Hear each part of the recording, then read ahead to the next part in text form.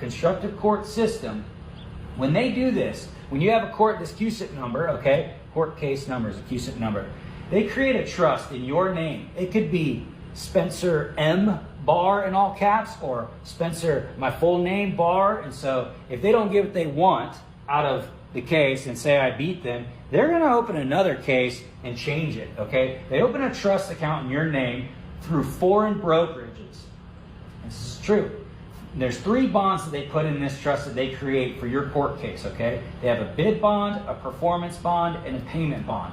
We're not going to get too deep into that because that's technical. But just know, they're creating an account and they're putting bonds in this account, this trust account, and they're trying to make you, they're holding you surety for these bonds. This is what we call debtor's prison, okay? So you can be held as surety for these bonds as the trustee mismanaging your trust, which is your straw man, your all capital letter name. If you don't know what a straw man is, this is way too advanced for you.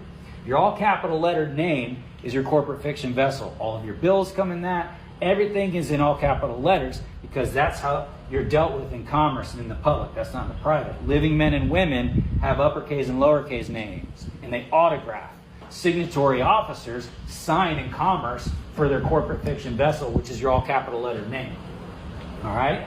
And so, like for example, the state of Florida, Ron DeSantis is like the CEO for the state of Florida. He's a signatory officer, the head signatory officer for the state of Florida, which is a corporate fiction vessel. All right?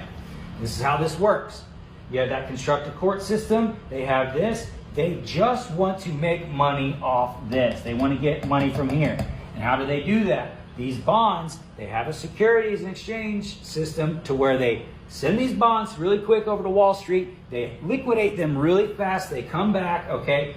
These bonds are being liquidated out the back door and you don't know it. Okay, these courts are banks. Some of them are ran just like McDonald's franchises. They are not courts of law. They're literal banks. And what they're doing is they're going to liquidate these bonds out the back door at Wall Street really fast. Because remember the jurisdiction of Wall Street, where it's located. You know, understand D.C. as a foreign territory. Understand the location of Wall Street and how strategic it is and related to the United Nations, Empire of the City, all that good stuff. So they're liquidating these bonds in your court case attached to your name, and they're going to collect net retentions. If you've got $8 million in fraud charges, 4 counts of $2 million in fraud, and they've got $8 million on the charges, okay, that they're trying to get, what happens is the judge is going to get a net retention of $90,000 to $100,000 for this conviction, for this positive, net positive. That judge, this is how the judge gets paid. It's called net retentions. Okay, I call it commissions.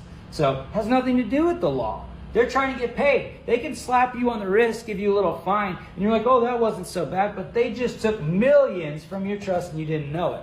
But then there's private for-profit prisons that are involved with corrupt judges, involved with corrupt court systems, involved with these corrupt banking court systems held like McDonald's franchises, and they actually already statistically know how many people they're going to send into prison and who, because they have artificial intelligence that scans through it all. And sometimes it's pretty predetermined in these courts. They're very advanced. And they'll send you to prison, okay? Because they want to get paid. These private for-profit prisons, when you're there, are milking this.